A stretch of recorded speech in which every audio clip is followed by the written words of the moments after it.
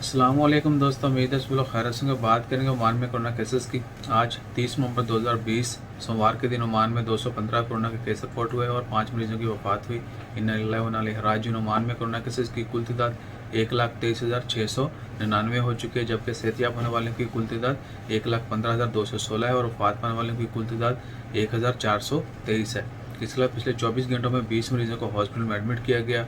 210 मरीज अभी तक हॉस्पिटल में एडमिट हैं, जबकि 108 मरीज अभी तक आईसीयू में हैं। दुआ करें अल्लाह ताला तमाम मरीजों को जल्द से जल्द शिफाए कामिला अता फरमाए। जितने भी लोग वफात पा चुके हैं अल्लाह ताला उनकी मग़फ़िरत फरमाए, उनके वाकिन को सब्र जमील अता करे। Dear all, today on 13 November Oman report 215 कोविड-19 cases and 5 death.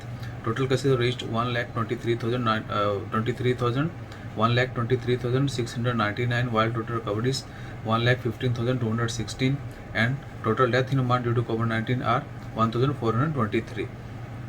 20 patients admitted to hospital in last 24 hours, while total number of patients in hospital are 210 and 108 patients are still in ICU. Please pray for everyone. Stay blessed. Always take care. Jazakallah. Allah Hafiz.